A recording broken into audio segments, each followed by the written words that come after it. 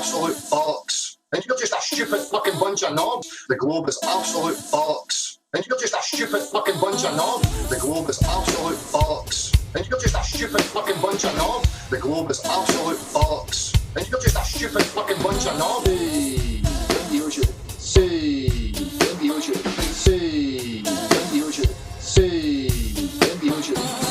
globe is absolute bollocks. And you're just a stupid fucking bunch of knobs. The globe is absolute bollocks. And you're just a stupid fucking bunch of knobs. The globe is absolute bollocks. And you're just a stupid fucking bunch of knobs. The globe is absolute bollocks. And you're just a stupid fucking bunch of knobs.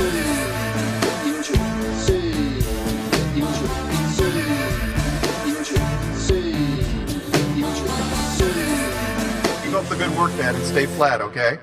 Okay, I'm a flat earther.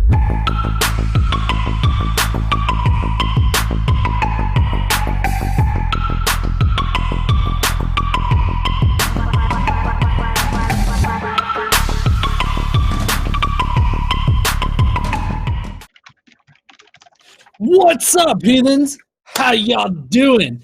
Tonight we have Fight the Flat Earth versus Chris Berry here. Apparently there was a wager put out, £100 or $100 wager about it, and I think that we're possibly going to talk about that tonight as well as other Flat Earth topics. So I'd like to welcome both people to the ring. Of course, we know Fight the Flat Earth. He frequents here just every weekend. So Chris, why don't you go ahead, introduce yourself to people, let us know about yourself. Yeah, I have my video on, by the way, if you want to pop that on. Yeah, my name's Chris Berry. That's my real name. I go by OU Chris sometimes on Discord, but I came on a few weeks back, maybe a month ago now with you. I think it was you and Kyle, and I sort of had a little debate with you. It didn't really last long. Nathan Thompson came on, and which he was the scheduled guest, so he kind of took over, which is fine. But I've been in Flat Earth about 2 years, been in it, meaning been doing research, came across it, almost 2 years ago. Again, it's a similar story as everybody else. I'm not special.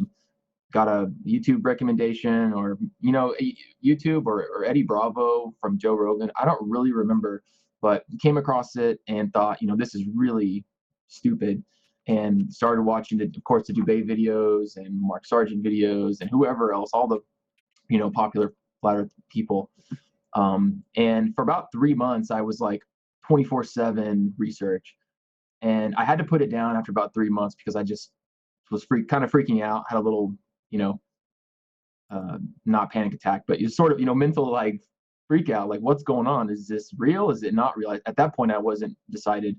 Put it down for a month or two, and then realized like I think it's true, but I still need to do more research. So got back into it at that point. And that was a year and a half, 2 years ago. I've been going strong ever since.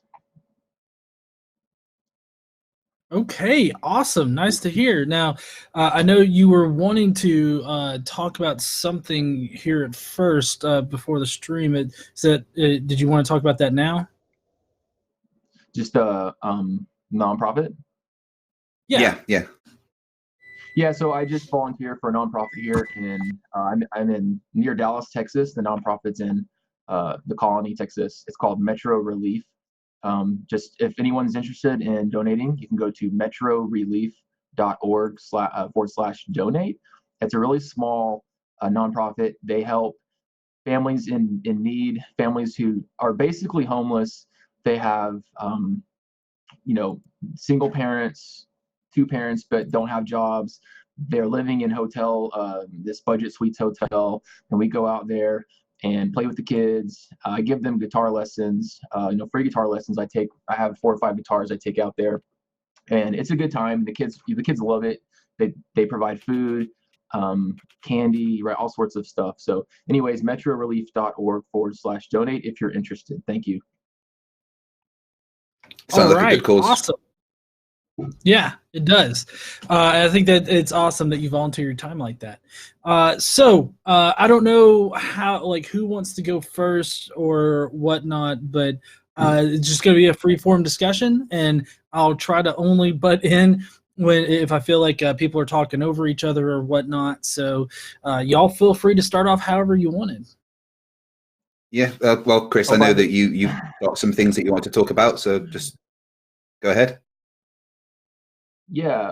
By the way, I have to say this because I think it's funny, but there's people, I think on both flat and globe side, that say I sound like Red Rhetoric. I don't really hear it, but I just thought I'd throw that out there as a little humor. I think my voice is a little bit lower than his, but what have you. So, yeah. Well, so I mean, FTFE. We talked about. Well, so you like gravity, and that's fine. I can talk about gravity. I don't think I'll bring much new to the table. I mean, I've got the call it traditional or typical sort of flat Earth responses, but we can get into it if you want. What I like is observations of buildings and boats going out to the ocean, and are they going over a curve? Are they not?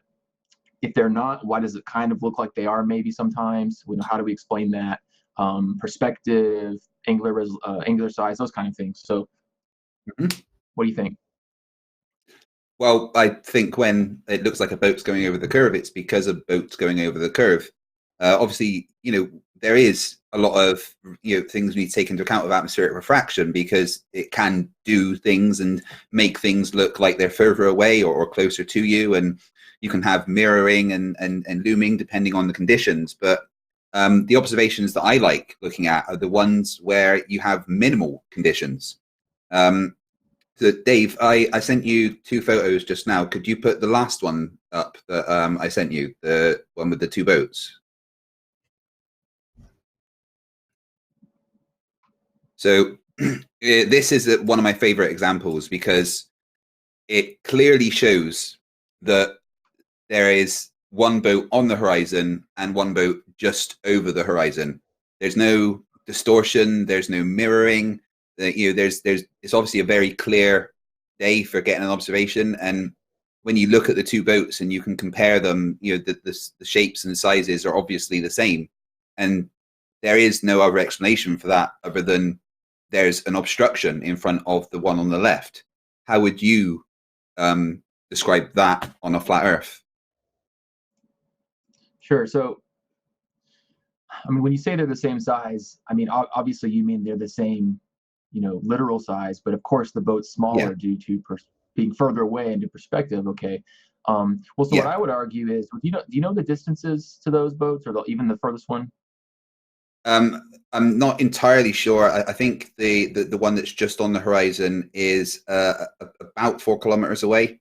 I could get you the exact details but yeah, it's pretty much at kind of ground level. Right. And so obviously the one that is, missing bottom is further away. So the point is we can guess that they're many, many miles away, 5, maybe 10 miles, who knows? So we do know that refraction is a thing. We do know that atmospheric blockage and distortion is a thing, whether it's simply from refraction or a combination of refraction and haze and mist and all that, all those kind of things. So that when, for example, when a boat's going out to sea, and it, the top, even the mid and top point might look like it's disappearing. Well, it's disappearing into the haze. Now that image. So I mean, the point is at that distance there is refraction. There's no such thing as no refraction, no atmosphere. So I constantly come across these images of people saying, well, there's no refraction, there's no, this is a clear day. Well, that's relative, right? It's relatively a clear day. You can pretty much see that boat, but what I'm looking at and what you just showed, maybe it's because it's through sharing programs and screens, is it's not clear at all. It is definitely it's a still image of a video. But what you can see is that there's no change in shape of the boat. If you look at the one on the left that's obviously further away, you can see the shape of the bridge is the same as the one that's closer. And when you look at the horizon line, there's no distortion at the horizon line. It's a very clear cut thing. So there's always going to be some kind of atmospheric interference, depending on what the indices are. But that is a minimal amount of atmospheric refraction or whatever there, because there is no distortion on the boat that's in the distance. The only thing is that 2/3 of it are kind of cut off. Well, so okay, keep that image up for a second. What's that stuff on the right? On the right side of the big boat, what's that stuff? Is that land? I think that is land in the distance, yes. Okay, so we can't say then that that boat in the front, in the foreground, is on the horizon if there's land in the back. What does that land on? Well, the land is obviously further in the distance, and we're Right. looking at the things that are, on the land in the distance. Maybe there does appear to be a bit of mirroring, or that's obviously a lot further away. But you can quite clearly see on the boat that's in the foreground on the horizon that there is nothing underneath it. There's just a very clear-cut line. The boat in the foreground, most likely I would agree with that. As you go further into the distance, so that the refraction can change. You're looking through more atmosphere to the boat on the left side, the one that appears to be, smaller and sort of cut off. So you're definitely looking at something different in terms of atmospheric conditions and refraction. So it's not the same as the boat in the foreground. And as you noted, on the right in the land, you can see what appears to be some sort of inferior mirage, because it looks like the bottom part of the land's missing, or it looks like it's floating, which I don't know if it is or not. But Well, like I say, when I look at that image and I look at the two boats, and I've even taken the one on the left and kind of superimposed it onto the one on the right and made them the same size, and there is no distortion. It matches up exactly. And the reason that I show that is because the lack of distortion on the ships shows that it's giving you a very clear image. Now, there's a lot of other. Of course you can disagree, but the reason why I pick certain observations that I like is because they show minimal refraction, so you get the best idea of what's happening. Have you ever seen Red Rhetoric's Tampa Bay blink test? Yeah. So there's an issue with those blink tests, and if you can pull up one of my images, I can show you what that issue is. In fact, it more than likely explains that boat on the left and why it appears to be cut off. If you can pull up, it's called redpill.png. Or the images that I sent you. I think you. it was sorry, leave it to me. No, it's called redpill.png.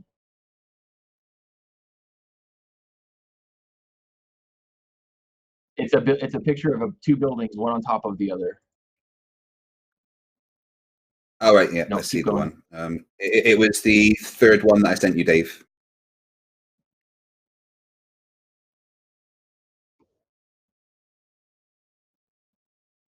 There you go. Okay, so this is two image snippets from two separate videos, both done by YouTuber Red Pill Philosophy, whose permission I do have to use these images. The image on the top and the image on the bottom are the same building. It's about a 12-story hotel in Florida. Now here's the catch. Each image is from relatively the same distance, between 13.5 to 14 miles each, and relatively the same location where the video was taken. Both were from around 6 feet of elevation. The problem is the image on the top has compression and massive refraction, and because of that, the water line has risen up to literally cut the building in half.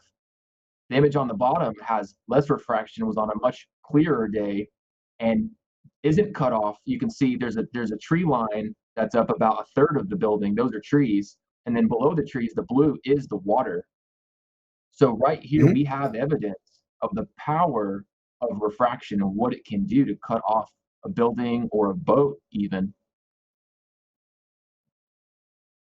Well, in that image, obviously you can see the compression distortion on the building. As on the top image, the balcony floors closer to the water are very compressed. If you look at the blink test that Red Rhetoric did, the brilliant thing about that is that there's no other distortion. There is no other looming atmospheric refraction. There's nothing. It's just such a clear-cut thing. I am not disputing that atmospheric refraction is a thing. and it can make things appear further away or closer. But that's the reason why people like Red's Rhetoric pick days with minimal refraction. And whenever you have those days with minimal refraction, you always get exactly what you're supposed to see. Now, I like looking at observations that are higher up above water and completely away from atmospheric refraction and distortion, because there's so much argumentation around that. And I think most people, even myself, don't entirely understand the absolute mechanics of what refraction is. There's actually a lot of quantum mechanics going on that actually causes refraction. Team Skeptic's doing a video on that to much better explain it. Now, there's one image that I love because no flat earther can explain it to me. So Dave, could you put up the first image I sent you, please?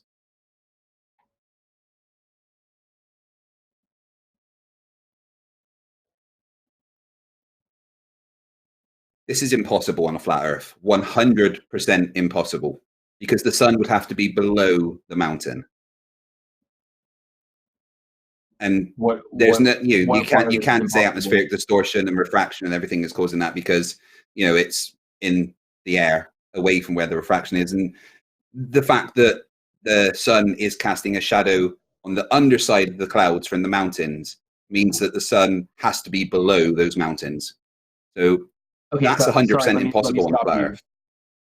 Right, but I'm sorry. Can you clarify? Is it which part is impossible? The weird shadow coming off the mountain, or the underside of the clouds? The shadow coming off of the mountain onto the underside of the clouds. That's being cast by the sun. The only way that could happen is if the sun is below the mountain. Well, what about perspective? As the What sun you mean? is Alpha further equals 2 times away. the arc tan of G over 2R. Right. Yeah, but Sure. even if the sun's going further away, it would never be at a point where it was casting light upwards. Even if it's further away, the light would still be going down towards the mountain. Whereas what's happening there is light is casting up towards the mountain.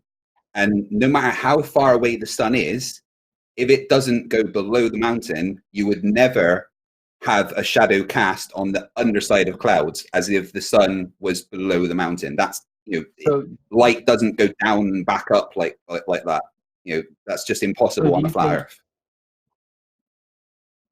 do you think that it's impossible for the sunlight to be under the clouds in the first place? Yeah. The sun can't be below the clouds. Well, it doesn't have to be below the clouds. I mean, again, so the issue I have with this is we're looking at an image and we're all pretending to know if it can or can't do this. But have you done any tests to confirm or nullify this observation? I don't need a test to know which way light goes. My point there is that there's refraction. There's refraction of the light. No, there's no refraction happening there. The sun is literally pointing upwards towards the mountain. From underneath the mountain, it is pointing up towards the mountain and then casting a shadow on the underside of those clouds.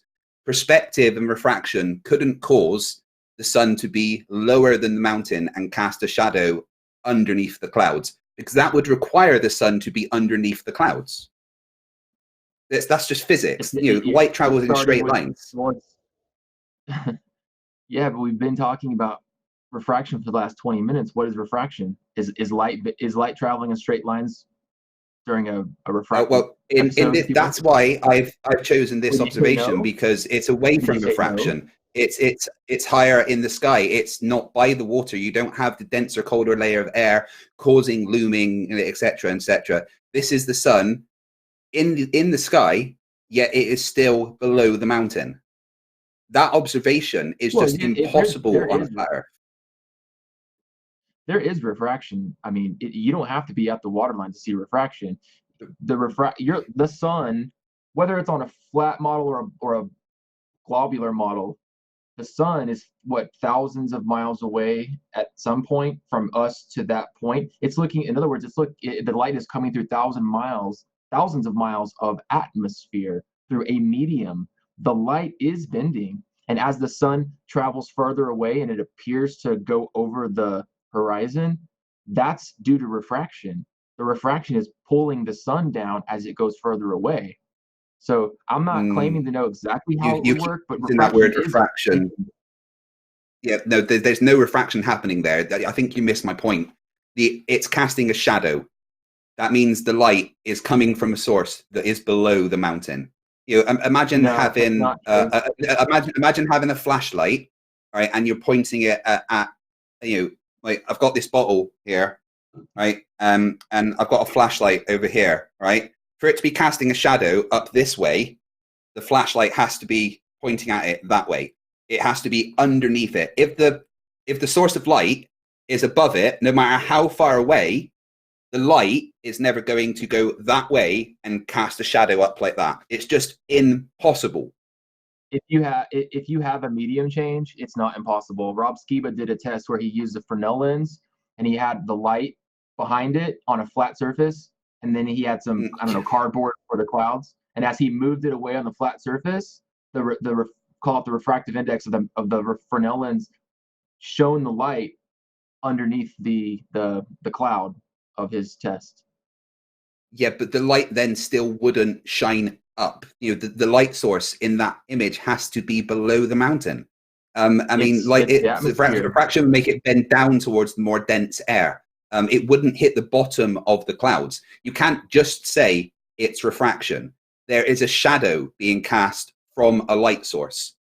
It's not refraction. I mean, I can go and get you a whole bunch of other photos that also show clouds, in shadows from a mountain on the underside of clouds, and it's just impossible because it has to be below.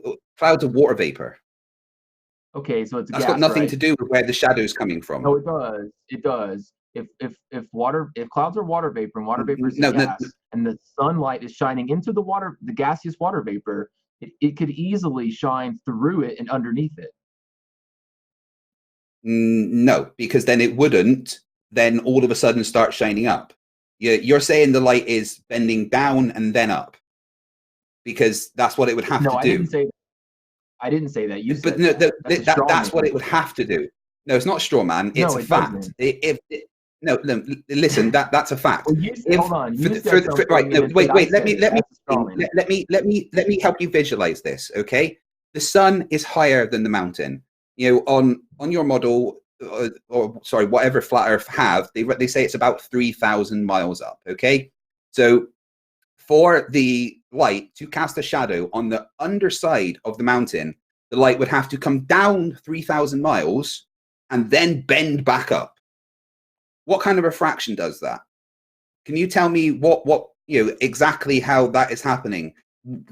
It's making it so specific that the light is bending down and then up to actually cast a shadow on the underside of clouds. There has to be a light source below the mountain. Don't just, that's a fact. You can't just shake your head, because that's a fact. To cause a shadow on the underside of clouds, the light source has to be below the mountain.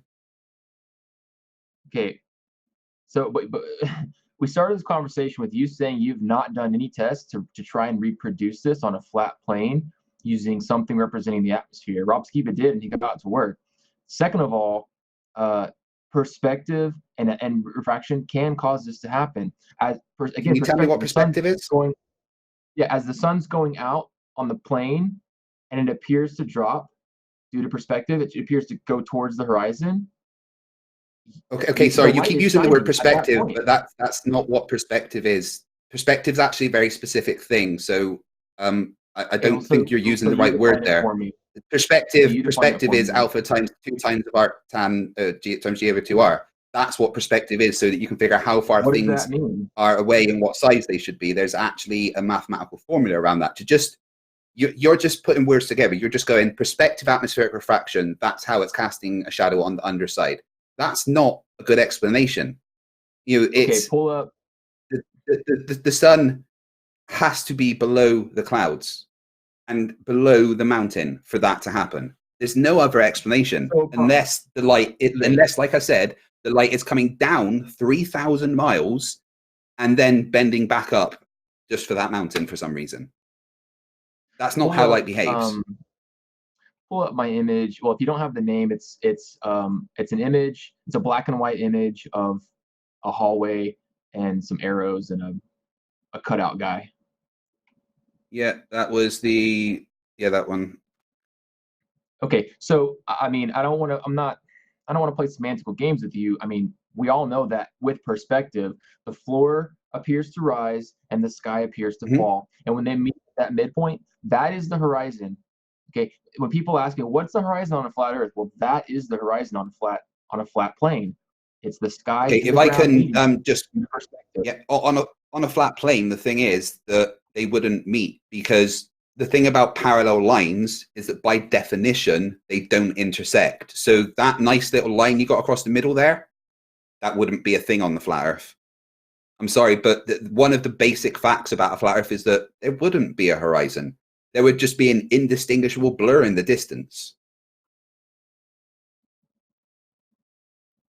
Okay, but my point is the sun does appear to go down towards the ground. Do you agree with that?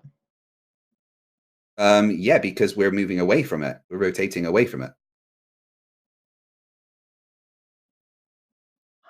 Okay, let me rephrase. I forgot. On a flat plane, if the sun's going away, it will appear to go towards the ground, correct? Yeah, but it would never go below the ground because parallel lines don't intersect by definition.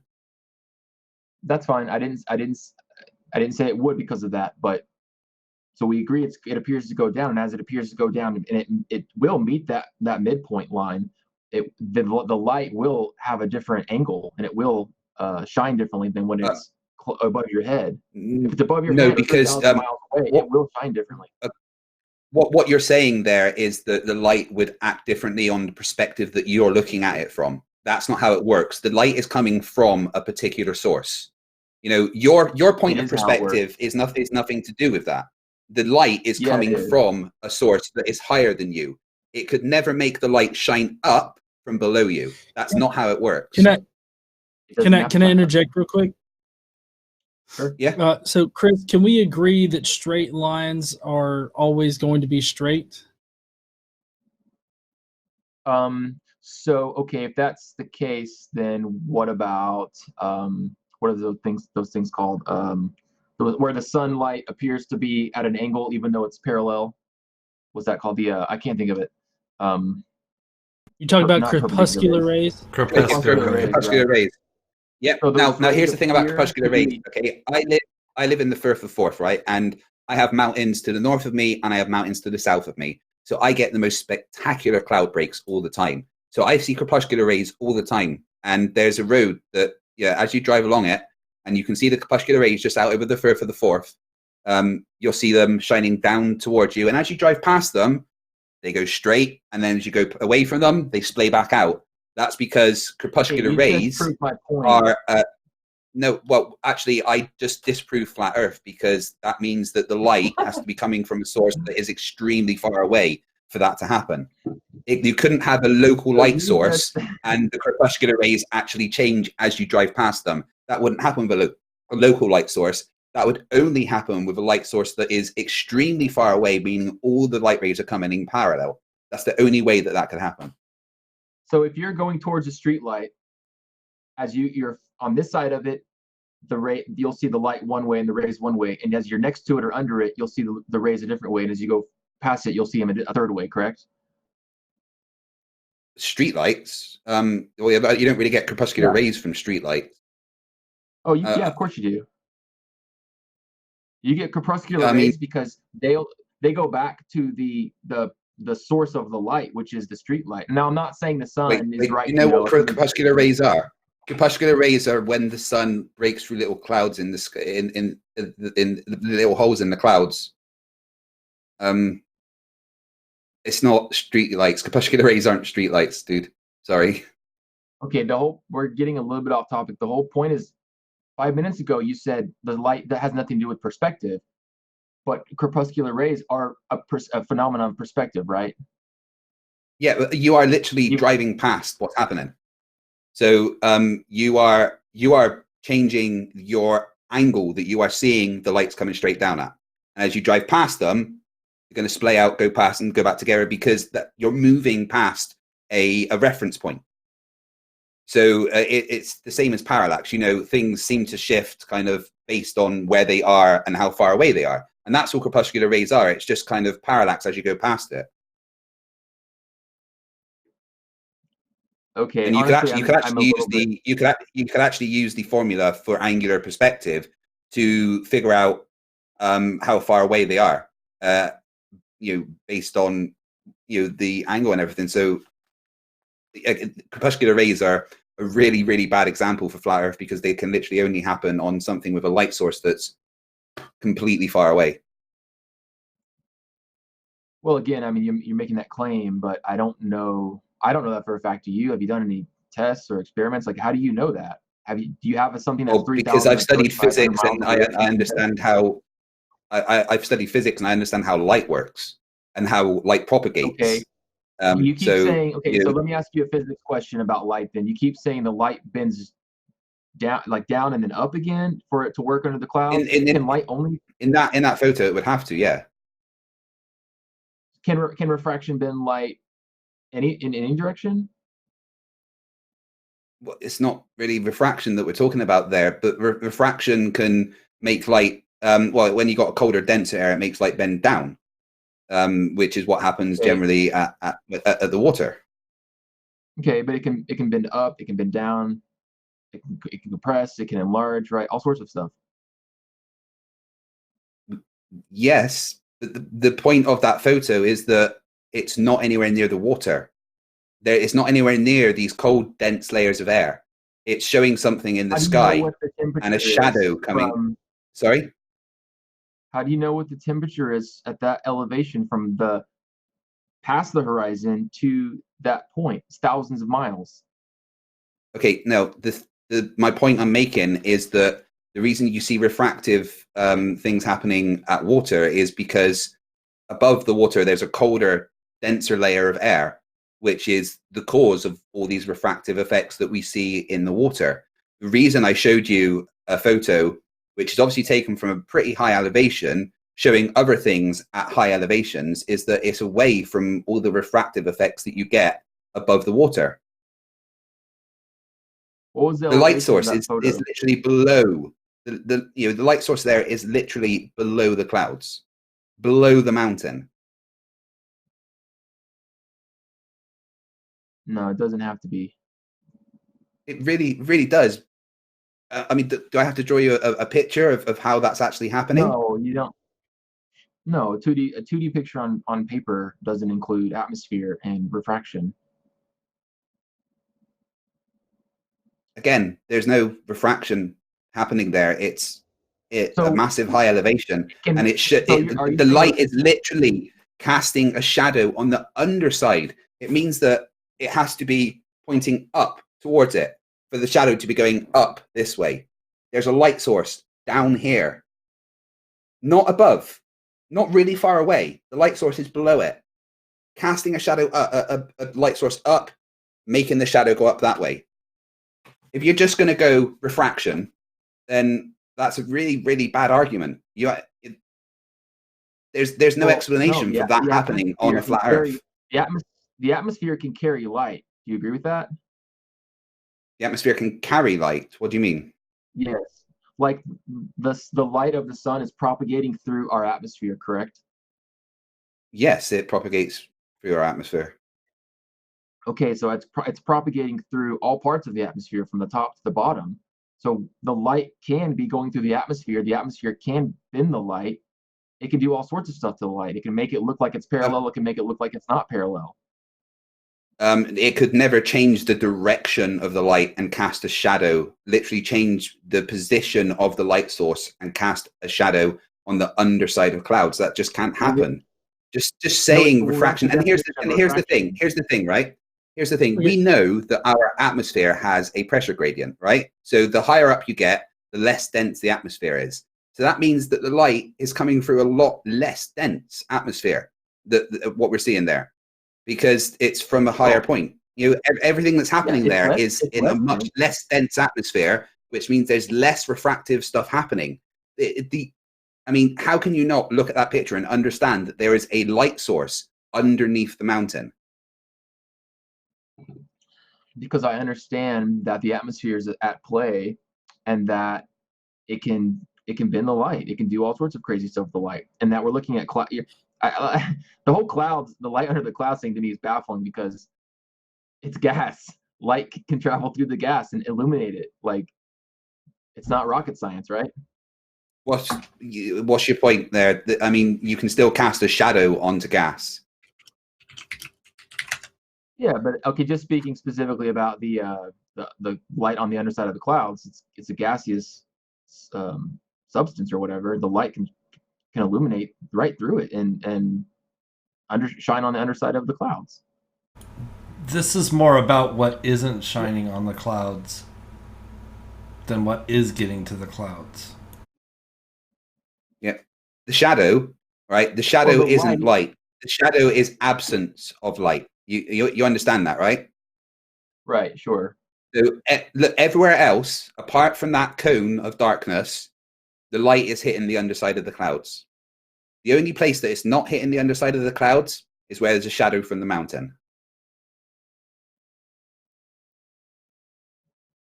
So if your magic light was coming down and back up, wait. If your magic light was coming down and back up, then there wouldn't be a shadow like that, because there would be areas of the light that would go above the mountain. So, yeah. If I can interject, you're just saying refraction without really anything to back it up, whereas I'm showing you a fact of there is a light source below the mountain. Hold on. If I can interject real quick. You're showing me a picture. I don't know what's going on in that picture. I don't know the elevation of the camera. I don't know the elevation of the mountain. I don't know the refractive index of the atmosphere. The point is, you can see that it's pretty high. And as I explained to you, the atmosphere is a lot less dense. The top of that mountain, people are going to probably need oxygen and stuff. If I can interject, yeah, sorry. So Chris, correct me if I'm wrong, but it seems like you're saying that light merely passing through the atmosphere is causing refraction.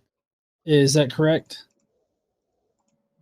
I'm saying that light passing through the atmosphere, the atmosphere can cause the light to disperse in different directions. Whether you want to call it refraction or some other intrinsic property of the atmosphere, of light traveling through the atmosphere, that atmosphere is going to capture that light and it's going to disperse it. So it can disperse it in all directions, up, down, whatever.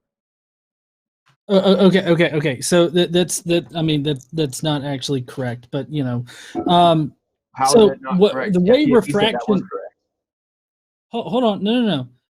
So the way refraction works is that it's a function of like temperature and how dense the air is. So you have light coming in at a certain angle, and due to the variations in temperatures, you know, in the atmosphere, and the atmosphere being denser and whatnot, you're going to have the light passing through at one point, being refracted, right? And then it's going to, once it gets through that, it's going to, you know, keep going or whatnot. So you have to understand that when we say that it doesn't make sense for light to go down and then up again, you're saying that like there's radical changes in temperature that cause the light to refract in different ways. At one point, the light is coming in and it's refracting that way, but then at another point, the temperature radically changes and it causes it to refract the other way. And we just don't see any like real world observations of that going on, especially not in the short distance, I guess, considerably short distance that picture is taken in. Now, what you have to be able to explain is, one, how how are you thinking that this refraction is happening to where you get a sort of sinusoidal like wave kind of going on here? And two, do you follow in Jeranism's footsteps in thinking of that we all have personal domes that cause the sun to appear to set below the earth or whatnot? Do you believe in the personal dome hypothesis? I mean, I really don't know a lot about it. I really don't understand. I haven't listened to him talk about that enough. My understanding of that is all he's saying is that when your purview of, horizon to your east and horizon to your west and north and south is your quote unquote personal dome. And it appears that the sky wraps around you, even though we, know or assume that it's flat above us. I think that's it. I really don't know. Well, no, Jeranism's personal dome theory is that everybody has a personal dome above their head that causes the light to refract in certain ways that cause it to look like the sun sets as it gets farther away. But the problem with his personal dome theory is that you would have to expect the same density of glass in the atmosphere, and we just don't. That's not how our atmosphere is composed. So. You have to understand that you saying that light just enters the atmosphere and refracts in whatever kind of weird ass way that it wants to react, just random directions, is actually not scientifically supported. And this is just on a basic level of like physics. This is like physics 1 things that most flat earthers would agree with until it disagrees with their model. That's fine. So let me ask this: is the sun that you look at in the sky at any point in the sky, is that the true position of the sun? The solar noon is probably going to be pretty much the true position. Well, okay, but is that the only point then? The atmosphere is the atmosphere is going to make light bend downwards, not upwards. That's the thing here, right? If you are looking out at the sun, normally it's actually going to be a little bit lower than you would assume, because it bends the light down so that you can see what's further than you're supposed to be able to. But yeah, there will be at some points where you're probably looking at the exact position of the sun. But my point there is that the atmosphere wouldn't bend the light upwards; it bends the light downwards because of the density going from low to high as you get towards the ground. Okay, but my point is, you all are saying that the atmosphere won't refract. That's wrong. No, I'm not saying that. I've never said that. I very much agreed with you that the atmospheric refraction is a thing. However, what it cannot do is bend it down and then up, because there is a pressure gradient going, from 14.7 psi at the ground to practically 0 psi the higher you go in altitude. And because there is that gradual change in density as the light goes down, it's only going to make the light bend downwards, not upwards. There is at no point where the refractive index is going to switch and make light go the other way, because that isn't how it works in the slightest. Okay, so I want to reiterate my point that the sun is, when you look at it at any point in the sky, maybe except solar noon, I'd have to research that. At any other point, it's an apparent position of the sun due to refraction. It's not where the sun is. And as you go as the sun goes further away from you, if you're on a flat or if you're on the ball, it goes around you farther, the refraction increases because you're looking through a denser atmosphere as you look to the horizon. That's just a fact. And that's going to make the light bend downwards. The atmosphere does refract it. The atmosphere does refract it all throughout the sky. So saying that the atmosphere alone can't do that, not at the horizon, not over water, is just false. Chris, I'm not disagreeing with you that the atmospheric refraction is a thing. The problem is that it cannot make light go down and then up, because there is a gradual change in density. As the light is coming down from the sky, it is going through a more and more dense medium, which from your perspective is going to make the light bend downwards. It's not at any point going to switch and make the light bend upwards. It's just not possible.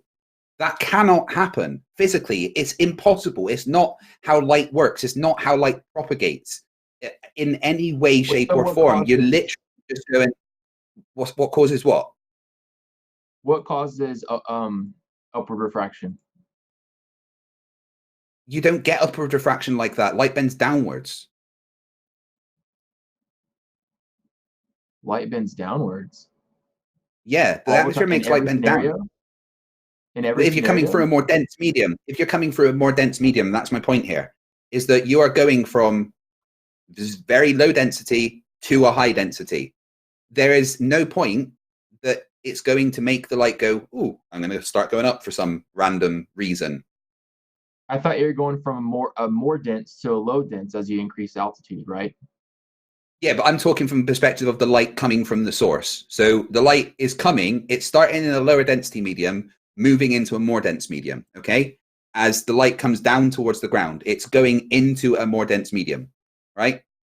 Right. So there's no point that medium, and because there's at no point that gradient changes. There's no point the gradient starts going the other way. It goes from 0 psi when you're really high to 14.7 psi at the ground. It doesn't all of a sudden switch and start going the other way. That gradient stays there all of the time. It's not so switching. It will make like what? It's not switching. Think about it. No, the light rays from the sun. My point is that because there is a gradient, and the gradient is only going one way, which means the light is only going to bend one way. It's not going to hit the ground and then start coming up. That doesn't happen. You're making it sound like the sun. You're making it sound like the sun has one ray of light hitting one area and then it's spread across the entire Earth, right? So the light is at the upper atmosphere, mid-atmosphere, and lower atmosphere on the surface. So the light on the surface can bend up because that light is being propagated through the surface atmosphere and then up. No, that's not how light works. There's no point that it's just going to start sending the light into the sky. I mean, I've got a light on my ceiling. It's never going to fucking light up the underside of my desk. Is it? Think about it. That's a bad analogy. Is your ceiling light going to light up the underside of your desk? Is the ceiling light moving? It's not moving either. That's not the point here. I could move my desk, and at no point is that light ever going to light up the underside of the desk. I could move my desk all around the room. I could move my desk into another room. It doesn't matter. The light isn't going to light up the underside of the desk. Have you done it? Because light doesn't magically change direction. You want me to move my desk around my room and see if the light on the ceiling lights the bottom of the desk? Is that what you're asking me to do, Chris? Come on. Are you a Poe? It's your example. Because right now I'm getting Poe from you. GE, I'm sorry, I'm getting Poe here. It's your example. It's your idiotic example. I'm sorry.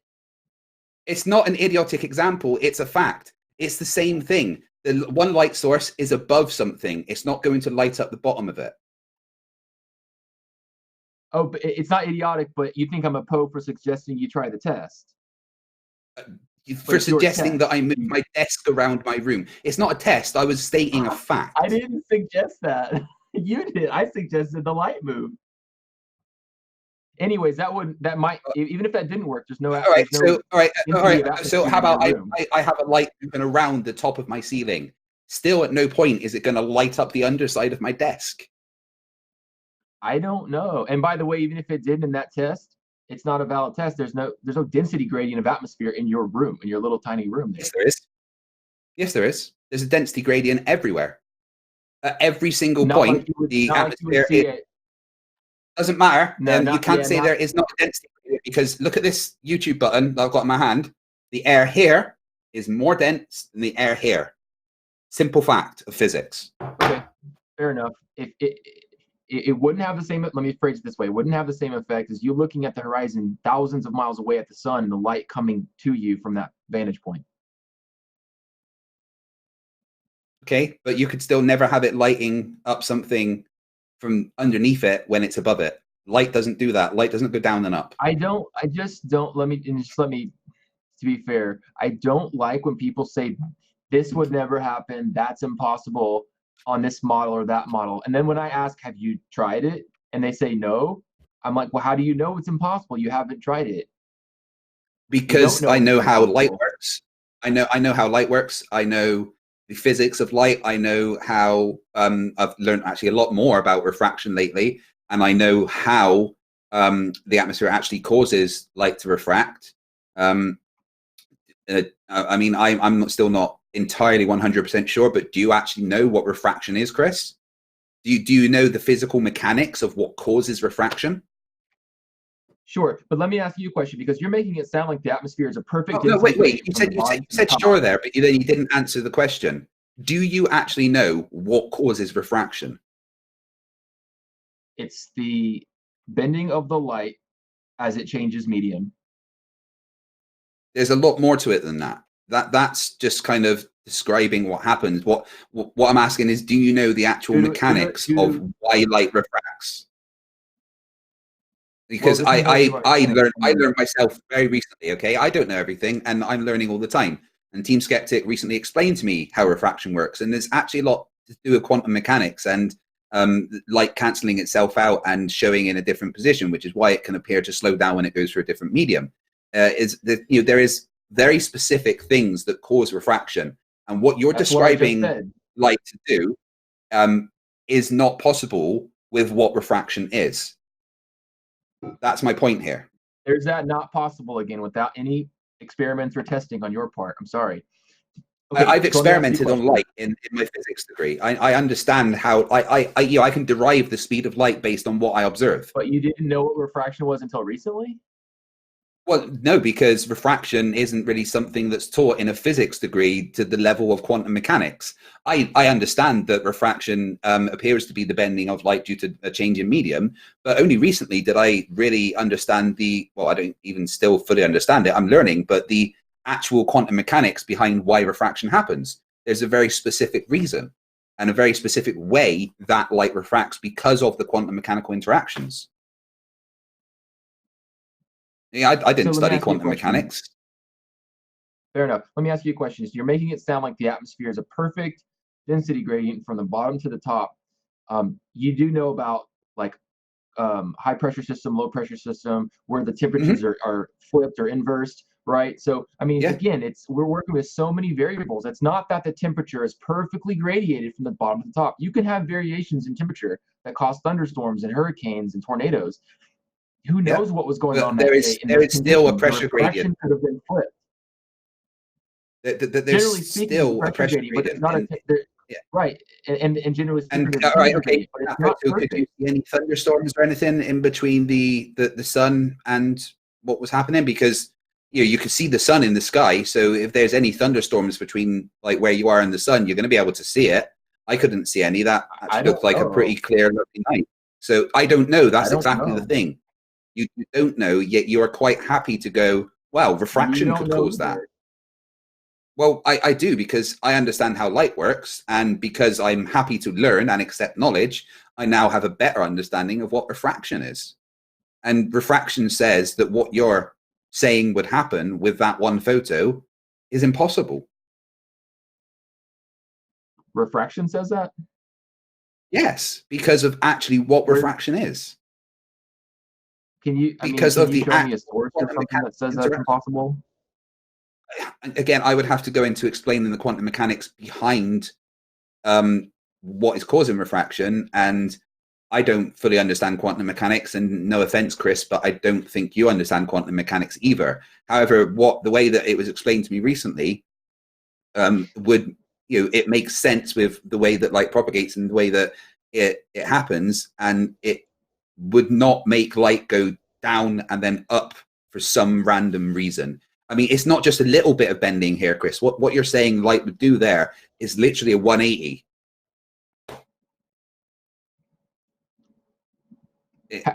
It's refraction. Maybe I'm not following. So have you ever seen a laser over water bend upwards towards the sky? Well, the thing about all the laser experiments I've seen is the dispersion on the lasers is awful. When you look at laser tests, the main thing you're seeing is actually the dispersion stats of the laser, because lasers emit in a cone. Okay, so when the further out that they go, the more the light is going to be spread out. Have you ever let me go back to my original question. Have you ever seen a laser bend go out and then bend up towards the sky? I don't know specifically if I have. Okay, because I have seen that, and that's definitely a possibility. So the light, and the again, light of the laser is bending up due to refraction. no, you're saying due to refraction, but what I just said to you is that lasers have, they propagate in a certain way. They have a dispersion ratio, and yeah, I understand that. For instance, the laser that Jeranism tried to use in Behind the Curve, that was completely useless to do it with. Nathan Thompson recently did a laser test, and he said that he did it with a laser that was 10,000 megawatts, which is 10 gigawatts. That's almost 10 times stronger than the average output of a nuclear plant. So, yeah, I don't think that's true. But again, my point here, Chris, is that you're just saying refraction is making the light do a 180, whereas I'm sorry, but nowhere do we see that happen. Okay, hold on. We've been kind of going around this whole refraction circle. Hold on, Chris. Yeah, we've been going around this refraction circle. Hold on, I'm just saying, like, we've been going around this refraction circle for a while now. I think that we need to kind of shift gears, maybe bring up another point that, or another contention that you have with the globe Earth model in support of a flat Earth model or something like that, because obviously you guys are, talking past each other or something like that. I mean, honestly, flat Earth's making a lot of sense, but I can understand that you're not grasping what he's trying to tell you. Don't be biased. But don't be biased like that, man. That's ridiculous. Seriously. Well, I can't help but to be biased towards reality. Yeah. So if you could maybe bring up like another point that you have with it, and maybe we can agree to disagree on this particular point. Sure. Before Fight Earth, would you be? Yeah, I'm cool with whatever.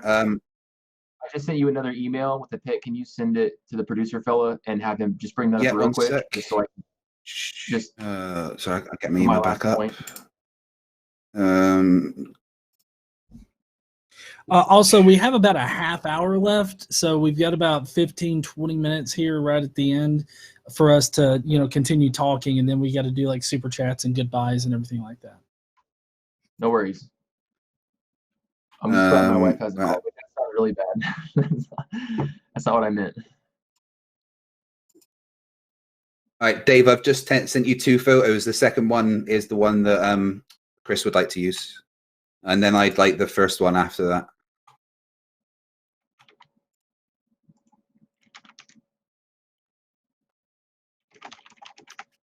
So in this, when he shows this picture, my whole point is showing light refracting and bending upwards. It's not due to the dispersion of the laser. I understand what that means. It means as the further away you go from that source, it looks like it sort of spreads out. That's not what this is. This is a clear upward refraction of the light.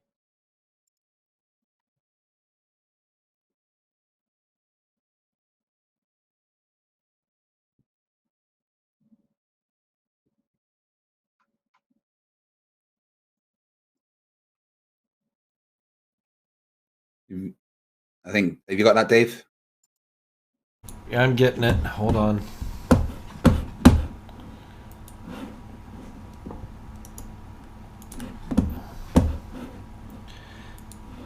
The reason it takes me so long is because I have to organize all this crap. So there's the picture you sent for him. Right. Okay. So yeah, it does appear to show the laser going up there, but I mean, I don't know any of the specs of that. Where is that from? I think it was FE Core Lake Balaton observation. Or laser test. I mean, even looking at the end of the laser there, it does seem to be spreading out a bit. I mean, it's a very kind of, it's just a still shot. I'm really struggling to see what is going on there. Well, I think it's pretty clear. It's showing the light in a clear, direct stream, and towards the end, it's bending up. It's being refracted up. Even if it's dispersing a little bit or some, that doesn't take away the point. If anything, it looks like it's bouncing off of something. Like, sorry, can you put that back up for a sec? Oh no, still there.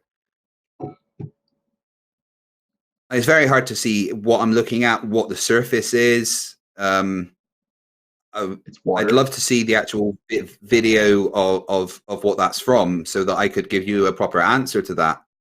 But it's now, probably my point here is exactly what I have said beforehand, and that is that above water there is a cold, dense layer of air that is going to have different refractive properties than kind of the rest of the atmosphere. It's not going to make light do a complete 180 like you're suggesting the shadow would need to have been cast by light that's literally doing a 180 turn. I didn't suggest that. My understanding Well, of refraction and what I only showed, the explanation. light can bend up. My understanding of refraction and what I just showed is with the laser light, it can bend up. So if the light's coming in parallel from the sun at the bottom, when it hits that temperature, the density gradient due to the temperature change, it could refract up as well. Well, anyways, that was my last point. If you want to move off, let's move off. Okay, well, Dave, could you put up the one that I sent, please? Right, so this image shows the Terminator line, right? We know that the Earth is lit up exactly half all the time. On the flat Earth, a light would be a circle like that. Can you explain to me why there's a Terminator line so specifically across half of the world? Let me read this text. I mean, I don't know. I don't know the veracity of the Terminator line. sorry? I don't know the reality. I don't know the veracity of the Terminator line. As in, you don't know if it's real? Correct. Well, it is a real thing that everyone has observed. I mean, we know where it's night and day is my point here, How do you right? observe that from your vantage point? Because when I look out into this sunset, the light the darkness wraps around you as the light goes further into the distance. So I don't see any Terminator line. The Terminator line is the point where it goes from light to dark. There, we know where on the Earth, right? And you're showing it perfectly straight across. Right? Let me explain. Yeah, well, right. Let me explain. We know where it's night and where it's day. We know where those points are, and on a flat Earth map, it would appear like that, where that green line is. Half of it would be lit up, and half of it wouldn't, because that is the reality of the world that we are on. At those points, that is where it would be day, and that is where it would be night. So I just want you to explain to me how that sun would light up exactly half of the pancake magic Discworld. Okay, I mean exactly half. That's the point here. Exactly half. How is it doing that? It's not exactly. Why is light I don't believe it's arbitrarily? Exactly half. Well, you're making it look like the light is. Hold on. You're making it look like the light is 100 at the same intensity, 100% due to the Terminator line. That's just not true. Well, this is on the equinox. That's an important point. Okay, this is pretty much how it would look on the equinox. There's going to be a little bit of blur in as it goes from night to day, but the point of that there, where that line is, half of the world would be in day and half of it would be in night. So why is the light stopping arbitrarily at that halfway point? If it's a light, it would emit 360 in all directions. That observation, the reality, you don't know. It's not possible is the answer. No, I don't know anything about this model. I don't know anything about that Terminator line you have. I don't know if any of that's true or reality. Have you? Do you know anybody that's seen light 180 degrees from north to, from call it north to south, or at 180 degree vantage point, 100% across? Because when I see light, when I see a sunset, the light follows the sun and the darkness wraps around you, and then as the sun gets further away, the light goes until you can no longer see light anymore. Right. Okay. you're just ignoring reality here. My point is that we know where there is night and day. And that line is an accurate representation on the equinox of where there would be night and day. That's just a fact. That's exactly how it is. How do you know that? How do you because know that? we know where time zones are. We know where time. I know for a fact that right now it's 10 to 4 in the morning for me. Yet in America, it's like probably about 10 p.m. now or something there, because we're in different time zones. And there will be a point in maybe about 2.5 hours where the sun comes up here, but it's still dark there. I mean, you're just going, how do you know? We know where time zones are. We know where it's night and day. This isn't something that is, you're asking me to explain to you that 1 + 1 is 2. We know on the earth where it's night and day. So okay. that's my point here. I don't. We know where it's I've never verified it. I've never verified it. You have different. Oh well, that's your problem. sunlight. I've actually studied time zones and that quite a lot recently because I keep getting it wrong. And if you don't believe me, you can go and look at a bunch of webcams from anywhere in the world and see where it's night and day. Chris, this isn't something that is secret knowledge. Everybody knows that half the world has day and half the world has night. I sent you another image if you can share it, but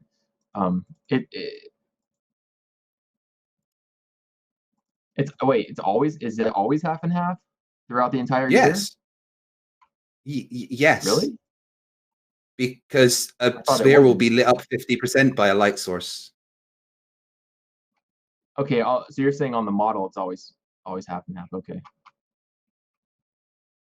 In reality, too, because the half that's missing from the South Pole during the summer months in North is the part that's lit in the North. Is it the sunset image you just sent me, Chris? Correct. Okay, 1 sec. Let me.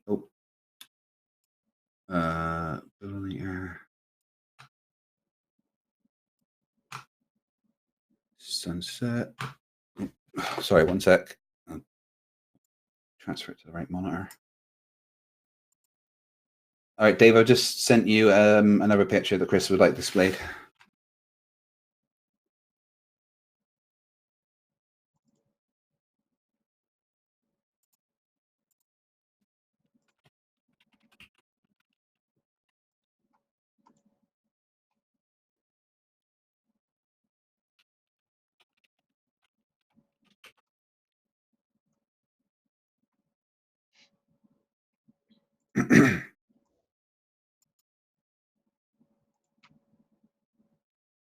Right.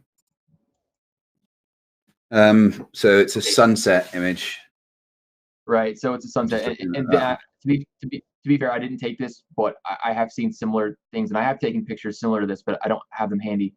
They're on my phone, and who knows where they are in the cloud somewhere. But the point of this image is showing, I don't really see a Terminator line in this image. When I view a sunset in real life, I don't really see a Terminator line. Wait, what? If you look to the right side, you can see a gradation in the light, and as the sun goes further down, that shadow creeps up on the light gradation, and it slowly. That is the Terminator line, Chris. That is the Terminator line. That gradation of light as it moves past you, that is the Terminator line. That is the point where half of the world is in darkness and half the world is in light. The Terminator line isn't like darkness, right? Well, it's not going to be in complete darkness there, but once the sun has gone away completely, then it is going to be in complete darkness. Not half in dark, half in light. It's gradations of light to dark, then, right? The band of the Terminator is narrow enough that it might as well be a line given the size of the Earth. Yeah, that's my point here. The Terminator line is the point where the sun is setting. It's the point where the light is going from light to dark. Yes, you're right. There is a tiny portion of the world where it's gradient. It's going from light to dark. But that band compared to the Earth is so small that it might as well just be a line separating light and dark. That's what we call Twilight. It's called Twilight. Yeah, that image I showed you is still an accurate representation of where the Earth would be light and where the Earth would be dark. Obviously, it's not accurate because it was on a flat Earth map. But if the Earth was flat, that is where the Terminator line, the Twilight zone, if you want to call it that, would be. Okay, I mean, I googled something about it, and this guy says it's not exactly half because of atmospheric refraction of light.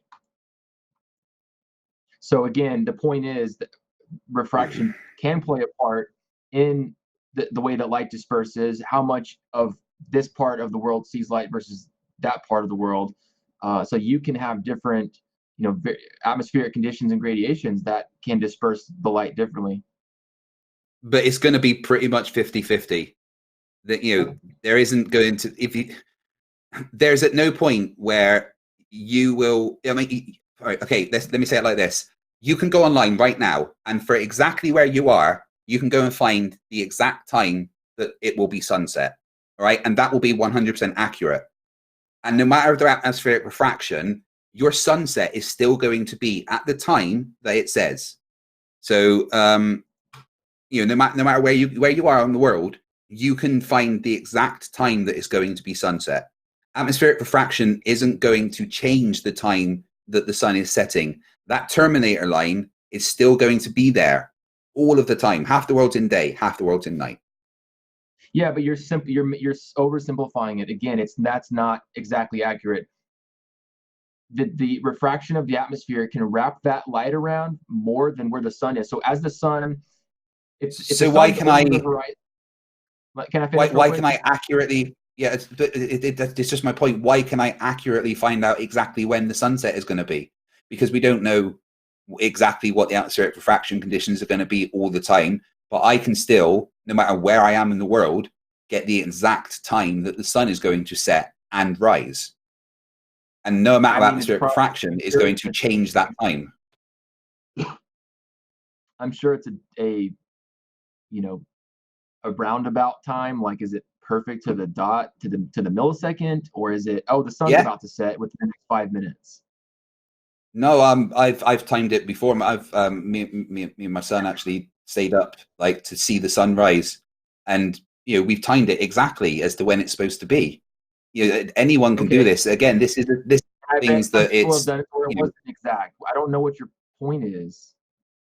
My point is that there's still that image I showed you. Half of the world is going to be lit up. Half of it isn't. Pull it up again. Dave, could you bring it up again? Do you have atmospheric refraction represented in this image? No, because it's not really the point here. But that is an accurate representation. No, listen, that is an accurate representation of the Terminator line on the equinox. And you can verify that by knowing everywhere on the left would be in the daytime, everywhere on the right would be in the nighttime. Okay?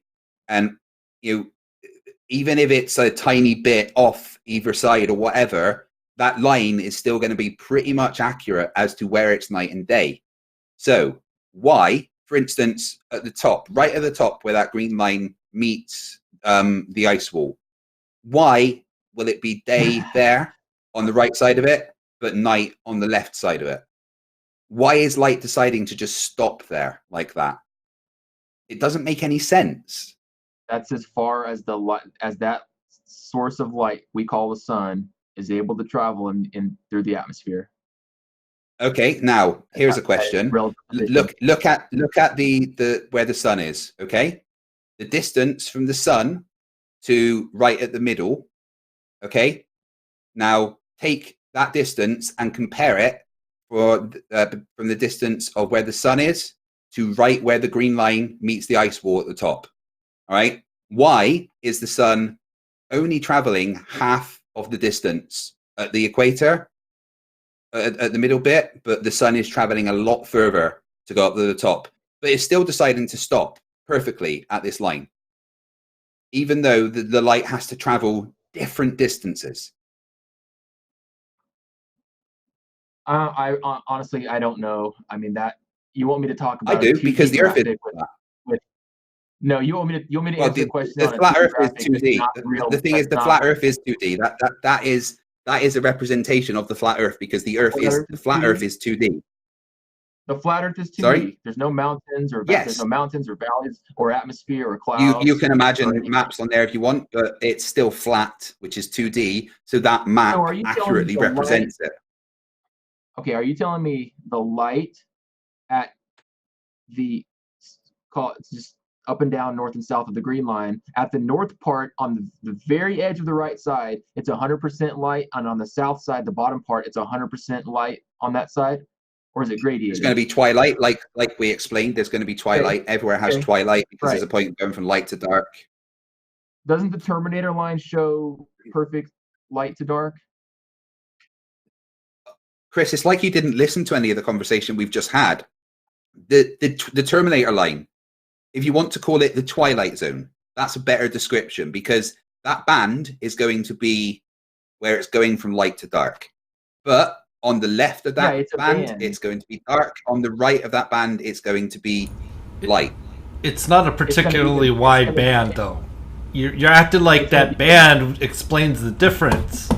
That band does not explain the difference in distance between the North Pole, which is in the center of that map, and where the sun is, which is at the equator, and that distance is different from the point where the sun is and up there. That is not the difference of twilight. That's the point. How do you know that for a fact? How do you know that for a fact? Because twilight isn't thousands of miles wide. If it were, we would always be in light. How do you know that for a fact? If you say, how do I know? Reality. That's reality, Chris. That's what we see. I'm not showing you something here that's a secret. Claim, I don't know. All right, we need to get to super chats here. We really do. Sorry, I just now noticed the time. I appreciate Chris for you coming on here and talking about light the entire time. Fight the Flat Earth. I'm glad that you were here too. I tried to rein myself in from interjecting, and I feel like I did a pretty good job. Can I ask him one question? What was that? Yeah, sure. It's gravity force. Gravity is a manifestation of a force from the curvature of space-time. Okay, so it's not a force then, right? It can be measured as a force. Is it known as what's called a fictitious or pseudo force? Yes. Okay, that's it. Thanks. You do know what that means, right? Though it doesn't mean that it's imaginary. It means that it's a force that appears within a reference frame. That's what fictitious means, not that it's imaginary. No, wrong. What is your definition? Not wrong. It's not a force within a reference frame. It's an apparent force within reference frame. Okay, apparent, fictitious, pseudo, whatever word you want to use. It's not a force, and you. Yeah, but it's still measurable. No, you're misunderstanding what a fictitious force here is. A fictitious force doesn't mean that it's imaginary or doesn't exist. It means that it is an apparent force that appears when you enter a different reference frame. So, the Coriolis force is an apparent force. It's a fictitious force because it appears when you move from one reference frame to another. So, gravity is a fictitious force because it is in the reference frame of the curvature of space-time. Okay?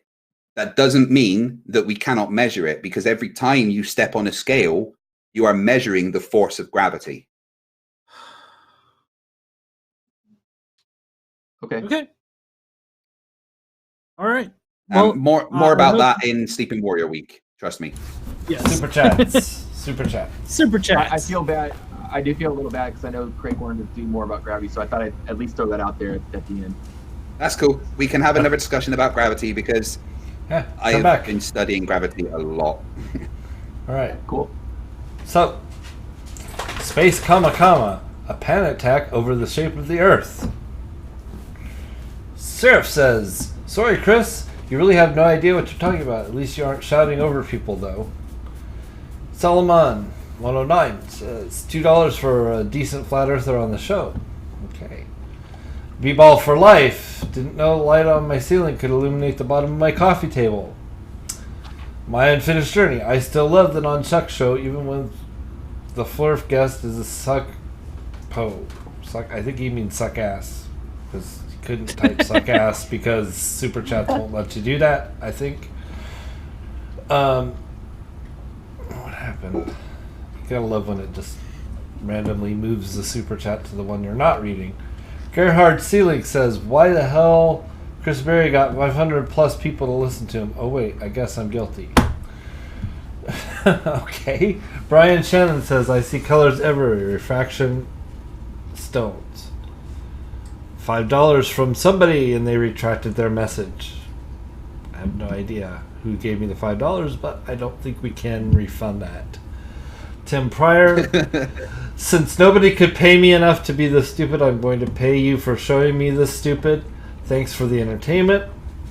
Stringer News 1 says, "For the Chris Berry object permanence fun because it doesn't seem to have any." MR Cook Jr. says, "I have $100 for Chris. He can actually prove the Earth is flat. That doesn't mean bullcrap conspiracy denials." Tim Pryor says, "I'm going to pull a flat earther and say it's CGI and he's Rob Skiba, paid show." Curtis Banger, "Chris, I don't know anything about this model." Then what are you doing here? You don't know what you're trying to disprove. Bombay, "Chris, I can Skype you right now and show you it's the middle of the day right now.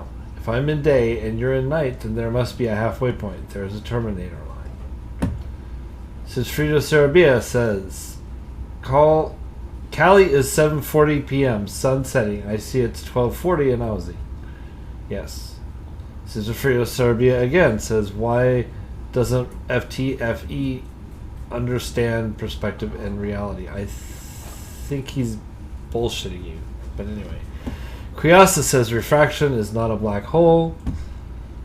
Tim Pryor says, "Damn, imagine that. Craig was right. It's nighttime where I am at. How did he know? He must be a wizard. I can't believe this idiot asked how we don't know where it's day and night." Yep. Space Kamakama says, "Test for Windows Vista. My Windows 10 machine died." Sigfrido Sarabia says, "You can't have a Terminator and Twilight. Study FTFE." Okay, so this is all about the Twilight and a Terminator. They call it the Terminator, but it's actually the line is called the Terminator, and we call that time Twilight. It's the same thing. Oh, God. Yeah. Now, apparently people are taking issue with calling it a Terminator. Well, it's not like a one molecule thick line or anything like that. There's more to it. William Sine says, "At least you're not Brett Keane at Godless Engineer." At least you're not Brett Keane. Night and day. How does he not know? Facepalm. And Carlos Pagan says, "Flat Earthers, it's fake because it has to be." And that's it.